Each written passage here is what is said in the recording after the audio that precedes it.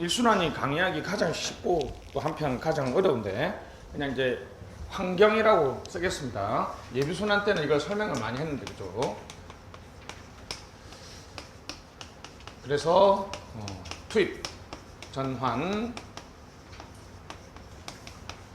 반출. 우리 저는 이제 강사니까 여러분 답안지 쓰기 편한 강의를 하도록 하겠습니다. 우리나라의 행정학 모든 선생님들은 이걸 우리가 이제 공부하신 분들은 무슨 모양? 체제 모양이라 그러죠. 투입, 전환, 산출, 그리고 이렇게 피드백, 환류. 였습니다. 그래서 거의 대부분 행정학 선생님들이 이렇게 강의를 합니다. 이제 투입과 산출은 너무나 명백하죠. 투입은 뭐 시도 있을 수 있고 투표, 그죠? 로비도 있고 그죠? 다양한 사회적 요구다.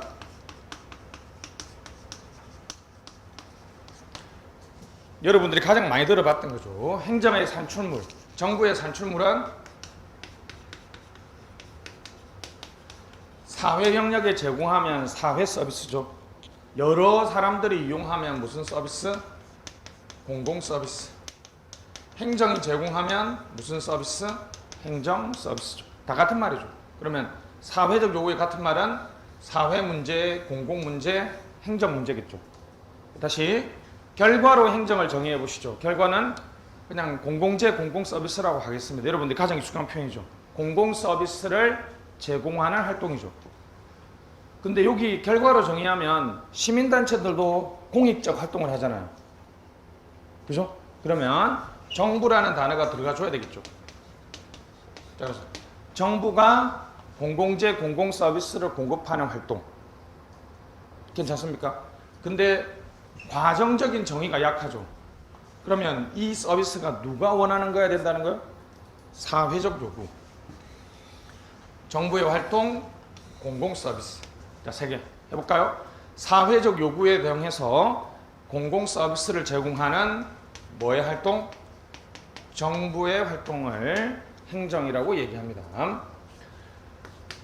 유인봉 선생님은 여기서 이걸 공공가치라고 하는데 이 표현이 훨씬 좋죠. 이 단어를 다 포섭할 수 있잖아요. 이게 전부 다 사회적으로 바람직한 거죠. 무슨 가치? 공공가치. 잠깐 간단하게 공공가치를 구현하는 정부의 활동. 진짜 행정학 개념이 넓죠. 공공가치를 구현하는 정부의 활동. 자, 이렇게 사회적 요구에 대응해서 공공가치를 구현하기 위한 정부의 활동. Good government. 그럼 이 세 파트로 나눠져 있네요. 그죠? 좋은 행정을 구현하기 위해서는 사회적 요구를 잘 파악해야 되겠죠. 정부의 활동이 잘 돼야 되겠고 공공가치가 무엇인지를 잘 파악해야 되겠죠. 활류, 평가, 통제, 개혁 이렇게 그죠? 사회적 요구에 대응해서 공공가치를 구현하는 정부의 활동인데 전통적인 행정학은 여기에 연구를 엄청 많이 하죠. 그죠? 정부 정책, 정부의 활동, 정책, 보통 조인제 이렇게 나눕니다. 그죠?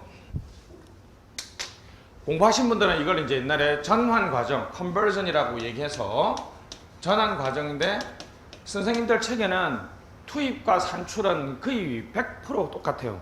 네, 이게 이제 옛날 학파를 구분하는 게 이거죠. 전환 과정을 어떻게 나누느냐. 유인봉 선생님 같이 약간 성대 쪽은 결정 시스템, 집행 시스템, 지원 시스템 이런 표현을 써요. 그럼 이제 이렇게 문제가 나오면 거기서 냈구나. 이렇게 그죠? 정책, 조직, 인사, 재무면 세행정학에서 이렇게 잡고 있거든요. 거의 대부분의 책들이 사실 이렇게 잡고 있습니다. 그래서 저는 강사고 거의 20년 강의하고 있는데 거의 요 틀로 가주는 게 좋아요. 알았죠? 그럼 이제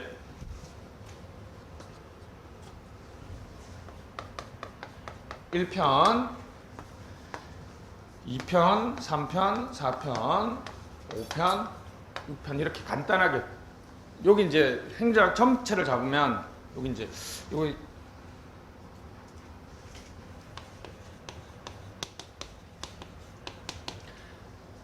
자, 좀 빨리 할게요. 자, 사회적 요구에 대응해서 공공가치를 구현하는 정부의 활동이고, 전형적인 답만 외우시면 되겠습니다. 이것도 안 해도 되는데요. 정부의 활동은 크게 몇 개로 나눈다? 세 개로 나눈다. 조직을 관리하는 거, 행정, 조직론. 사람을 관리하는 거, 무슨 행정? 인사행정이죠. 정부가 쓰는 돈을 뭐라 그래요?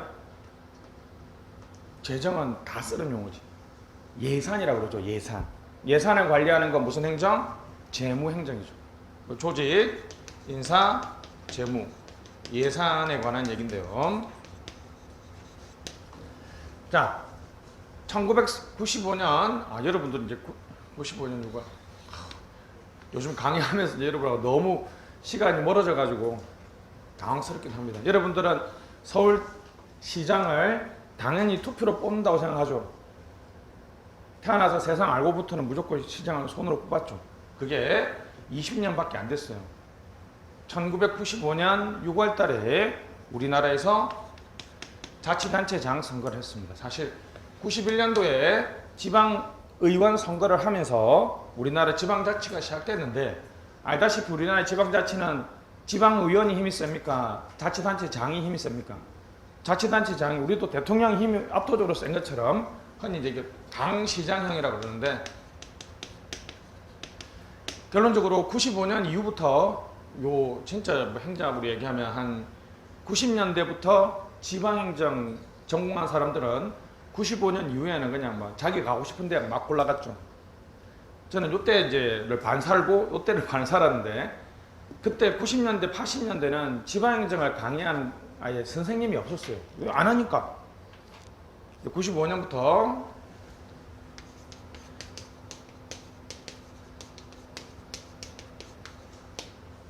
지방자치, 지금은 2019년이니까 거의 뭐 20년이 넘어가고, 이제 우리나라 인구의 한 반은 아니지만 한 3분의 1 이상은 이제 지방자치가 당연시되죠.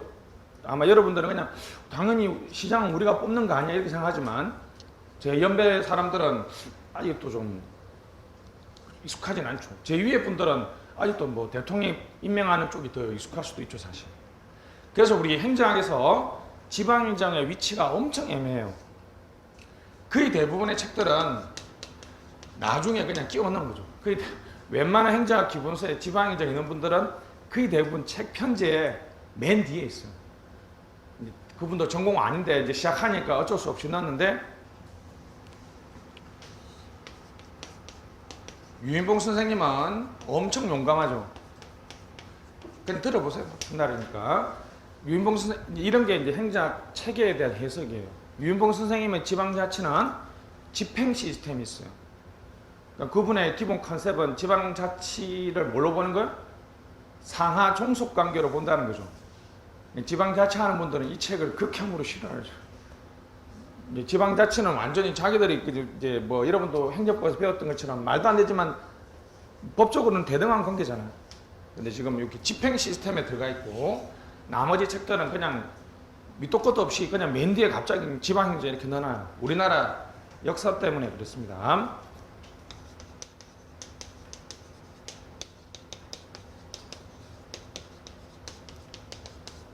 지방행정에 대한 체계는 얘기했는데 요 세 개가 행정 강의할 때 가장 고통스럽죠. 잘 아시는 것처럼 선택 과목이죠.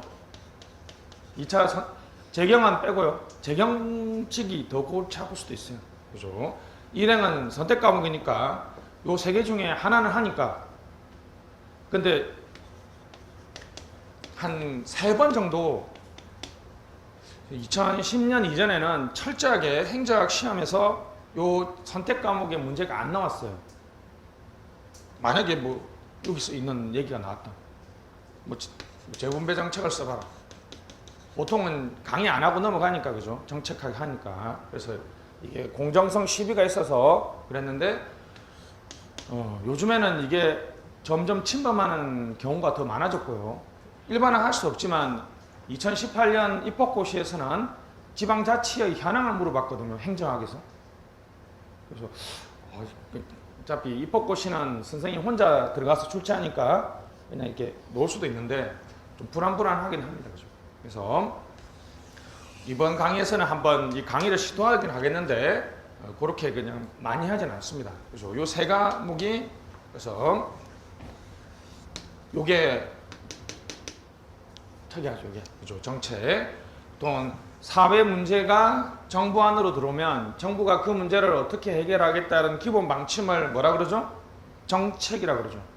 그럼 정책을 집행할 뭘 만들고 조직을 만들고 사람을 뽑고 예산을 지원하고 그럼 이게 다 결합되면 서비스나 재화가 뭐죠?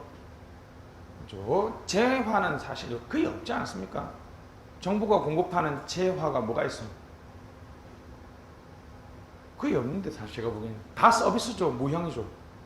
그죠? 민원 서비스 이런 것처럼. 그래서 환류로 가는데 논리적 구성을 하면 이렇게 해서 뭐 전자정부도 넣고